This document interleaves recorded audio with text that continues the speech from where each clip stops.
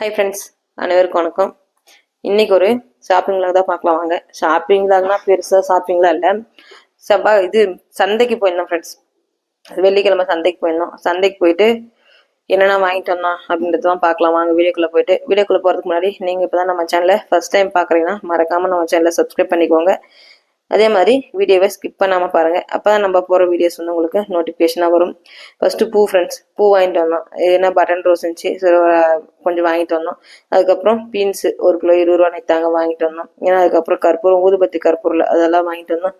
வீட்டில் எனக்கு எங்கள் பையனுக்கும் சரியான சண்டே வந்துருச்சு. அவன் வாங்கும்போதே எங்கள் கூட வந்திருந்தான், கொஞ்சம் சாப்பிட்டான். ஏன்னா எனக்கு இது ரொம்ப பிடிக்கும், இந்த கோணப்புளியாங்க ஃப்ரெண்ட்ஸ். உங்கள் ஊரில் என்ன சொல்லுவாங்கன்னு சொல்லிட்டு மறக்காமல் சொல்லுங்கள். இது சந்தையில் வச்சுருந்தாங்க. இதை பார்த்தோன்னே எனக்கு ரொம்பவே ஆச்சரியமாக போயிடுச்சு. அதுக்கப்புறம் வாங்கிட்டேன். அதுக்கப்புறம் சரி, நான் எதுக்காக அவங்ககிட்ட இருந்து பிடிங்கி வச்சேன்னா வச்சுக்கோயேன், நான் கொடுக்குறேன் இரு, அவன் மொத்தமாக கவரோட தூக்கிட்டு போனான், நான் கொடுக்குறேன் இருன்னு சொல்லிட்டு வாங்கினேன். ஏன்னா அவன் ஒண்டி நம்ம எட்டுன்னு போனா வச்சுக்கோயேன், இந்த காய் நம்ம பிரித்து வைக்கிறதுக்குள்ளேயே அவன் ஃபுல்லாக காலி பண்ணிடுவான். அதனாலதான் அதுக்கப்புறம் சரின்னு சொல்லிட்டு காயங்களாம் எடுத்து வச்சுட்டு நான் தரேன் இருப்பாங்க. அந்த அளவுக்கு பொறுமை இல்லை அவனுக்கு. அப்புறம் பசிக்குது. நாங்கள் ஏன்னா நம்ம சந்தைக்கு போனதே வந்து எப்பவுமே சாயந்தர டைம்ல தான் போவோம். சாயந்தர டைம்ல போனால் காய் வந்து நமக்கு சீப் அண்ட் பெஸ்ட்டாக கிடைக்கும் அப்படின்றதுனால அப்புறம் மாடு பால்லாம் கறந்து ஊற்றிட்டு நம்ம போகிறதுக்கு வீட்டில் 7 மணி ஆயிடுச்சு. சந்தைக்கு போகிறதுக்குள்ளே மணி 7:30க்கு மேலே ஆயிடுச்சு. அதுக்கப்புறம் மெதுவாக போயிட்டு வீட்டுக்கு வரதுக்குள்ளே மணி 9 ஆயிடுச்சு. 9 மணிக்கு மேலே ஆயிடுச்சு. அப்புறம் பசங்க பசிக்குது, நான் இதை எடுத்து வச்சுட்டு தான் செஞ்சு கொடுப்பேன் இருப்பா அப்படின்னு. இல்லைன்னா வச்சுக்கோங்க, இந்த வேலையை நம்ம அப்படியே தயங்கினோம்னா கொஞ்ச நேரம், அதுக்கப்புறம் அந்த வேலை அப்படியே நின்று போயிடும். சோம்பேறித்தனம், கொஞ்ச நேரம் சோம்பேறித்தனம் பட்டா அப்படின்றதுனால தான். அதுக்கப்புறம் சரின்னு சொல்லிட்டு இந்த சோம்பேறித்தனத்துக்கு இடம் கொடுக்கக்கூடாது அப்படின்னு சொல்லிட்டு கையோட எடுத்து வச்சுட்டு நம்ம சமைச்சிக்கலாம் அப்படின்னு சொல்லிட்டு ஹோட்டலில் கூட வாங்கிட்டுக்கலாம். இந்த மிஞ்சி மிஞ்சி போனால் என்ன வாங்குவாங்க, இட்லி தோசை தான் வாங்குவாங்க. அந்த இட்லி தோசையை வந்து 1/4 மணி நேரம் நம்ம சிரமம் பார்க்காது வீட்டிலே செஞ்சுக்கலாம் அப்படின்னு சொல்லிட்டு எதுக்காக காசை விரயம் பண்ணோம் அப்படின்னு சொல்லிட்டு கப்புன்னு வந்துட்டு நான். அதுக்கப்புறம் பசங்க பசிக்குதுன்னு சொல்லிட்டு அவன் கரண்டி எடுத்து ஒரு முட்டை எடுத்து ஆம்லெட் போட ஆரம்பிச்சிட்டான். எங்கள் பாப்பாவுக்கும் எங்கள் பையனுக்கும் அந்த கோணப்புள்ளியங்க மேலே கண்ணு, விட்டா ஆட்டையை போட்டுடலாமா அப்படின்னு சொல்லிட்டு. அதுக்கப்புறம் நான் கொடுக்குற இருப்பா ஆளுக்கு கொஞ்சம் அப்படின்னு சொல்லிட்டு காயங்கள்லாம் எடுத்து வச்சுட்டு தரேன்னு சொல்லிட்டு இருந்தேன். அதுக்கப்புறம் சொல்லிட்டு, ஏன்னா இந்த வேலையை மட்டும் நம்ம விட்டுட்டோம்னா இந்த 10 நிமிஷத்து வேலை ஆகும். இந்த 10 நிமிஷத்து வேலையை நம்ம விட்டுட்டோம்னா காய்களாம் பிரித்து எடுத்து வைக்காது. ஏன்னா நம்ம பையில போட்டு வந்து ஒரு மாதிரி நசன்னு ஆயிட்டுக்கும். அதனால பிரித்து எடுத்து வச்சாதான் கொஞ்ச நேரம் காத்தோட்டமா அது நல்லா இருக்கும்.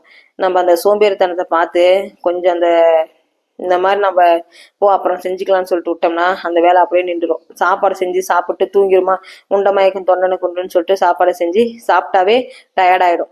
எனக்குலாம் அந்த மாதிரி தான். யாருக்கெல்லாம் அந்த மாதிரி ஒரு பழக்கம் இருக்குன்னு சொல்லிட்டு சொல்லுங்க. காலையிலே ஆட்டும் சாயந்தரம் ஆட்டும் சாப்பிட்டு கொஞ்ச நேரம் ரெஸ்ட் எடுத்தாதான் நம்மளுக்கு நல்லா இருக்குது. சாப்பிட்ட உடனே நம்ம ஏதாவது ஒரு வேலை செய்யணும்னா அது ஆகாத வேலையை போயிடுது. சாப்பிட்ட உடனே ரொம்பவே டயர்டாயிடுது. அப்புறம் நம்ம பழக்கம் நம்மளுக்கு தெரியாதா அப்படின்னு சொல்லிட்டு தான் யோசனை பண்ணி அதுக்கப்புறம் சரி நம்ம இது எடுத்து வச்சுட்டு நம்ம சாப்பாடு செஞ்சுக்கலாம். ஏன்னா இட்லி தானே, ஒரு உப்பு ஊற்றினா சரியா போயிடுது அப்படின்னு சொல்லிட்டு நான் ஃபர்ஸ்ட் இந்த வேலையை ஸ்டார்ட் பண்ணியிருந்தேன். அதுக்கப்புறம் அவங்க 2 பேரும் சண்டை போட்டுன்னு கரண்டி ஆம்லெட் போட்டுருந்தாங்க. சரி நீங்கள் என்னமோ பண்ணுங்க போங்க, நம்மளுக்கு தொந்தரவு கொடுக்காது அப்படின்னு சொல்லிட்டு. அப்புறம் வாங்கிட்டு வந்த காய்களே எனக்கு ரொம்ப அதிசயமாக போனது பச்சை மிளகா தான்.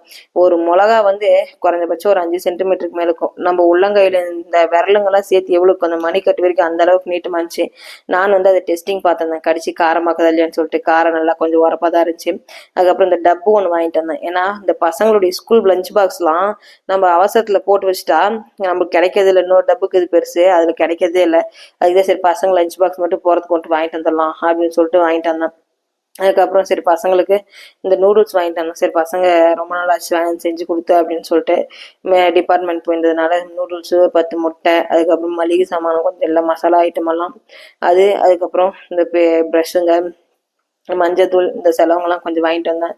நான்லாம் ஒரு காலத்துல எங்க அம்மா வீட்டுல எல்லாம் இந்த வேலையை செய்யறேன்னா என்னால முடியாது அப்படின்னு சொல்லிட்டு ஒரே இதா சொல்லிடுவேன்.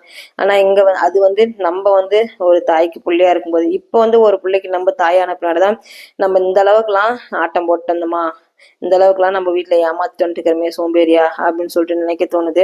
அதுக்கப்புறம் சரின்னு சொல்லிட்டு எல்லாருமே கண்டிப்பாக அப்படிதான் இருந்திருப்பாங்க. அதுக்கப்புறம் சரின்னு சொல்லிட்டு வாங்கிட்டு அந்த மளிகை செலவாக நம்ம டப்பாவில் தேவைக்கிறதெல்லாம் எடுத்து கொட்டி வச்சுட்டு நம்ம பிரித்து வச்சிடலாம் அப்படின்னு சொல்லிட்டு. ஏன்னா நம்ம டிபார்ட்மெண்ட் போனாதான் அந்த நம்மளுக்கு தேவையாக்குறது கண்ணுக்கு தெரியுது. இல்லை நம்ம கடையில் வாங்கிக்கலாம்னா டக்குன்னு நமக்கு அந்த டைமில் ஞாபகம் வரதில்ல. அப்புறம் காயெல்லாம் ஒரு வழியை எடுத்து பிரித்து ஒரு கொஞ்ச நேரம் ஆட்டும் அப்படின்னு சொல்லிட்டு வச்சுட்டேன். அதுக்கப்புறம் அந்த டப்பும் தூக்கி வச்சுட்டு மறுபடியும் சரின்னு சொல்லிட்டு பசங்களுக்கு வாங்கடா தரேன் அப்படின்னு சொல்லிட்டு அந்த கோணப்புளியாங்க தூக்குனேன். ஏன்னா அவங்க ஃபர்ஸ்டே சண்டை போட்டு போனவங்க. அதுக்கப்புறம் அவங்கள கூப்பிட்டு ஆளுக்கு கொஞ்சம் பங்கு பிரிச்சு அந்த பங்கு பிரிக்கிற பழக்கம் எனக்கு எப்படி இருந்துச்சுன்னா, எங்க அப்பெல்லாம் எங்க அம்மா வீட்டுல சின்ன பிள்ளையா இருக்கும் போதெல்லாம் செவ்வாய்க்கிழமை சந்தைக்கு போனாங்கன்னா அந்த தீனி மட்டும் அதிகமா வாங்கிட்டு வருவாங்க எங்க அப்பா. வீட்டுக்கு செலவு வாங்குறாங்களா இல்லையா, அந்த மாதிரி வாங்கும்போது வந்த உடனே பங்கு பிரிச்சு கொடுத்துருவாங்க. எவ்வளவு வாங்கின வந்தாலும் சரி அதை எனக்கு என் தம்பிக்கும் பங்கு பிரிச்சு கொடுத்துருவாங்க. நாங்க எத்தனை நாளைக்கு ஒரே நாளைக்கு நல்லா சாப்பிடலாம், 4 நாளைக்கு நல்லா வச்சுன்னு சாப்பிடலாம். அந்த மாதிரி ஒரு பழக்கம். அந்த பழக்கத்துல வாங்கடா பிரிச்சு கொடுக்குறோம்னு சொல்லிட்டு அவங்களுக்கும் ஆளுக்கு கொஞ்சம் பிரிச்சு கொடுத்துட்டு பசங்களுக்கு 2 பேருக்கும். அதுக்கப்புறம் நமக்கு பொறுக்கல. ஏன்னா இந்த மெமரிஸ்லாம் ரொம்பவே பெருசு. நம்ம சின்ன பிள்ளையா இருக்கும்போது அப்பெல்லாம் பாவாடை சட்டை தான் போடுவோம். இப்ப இருக்கிற மாதிரி வெஸ்டர்ன் ட்ரெஸ், மாடல் ட்ரெஸ் இதெல்லாம் கிடையாது.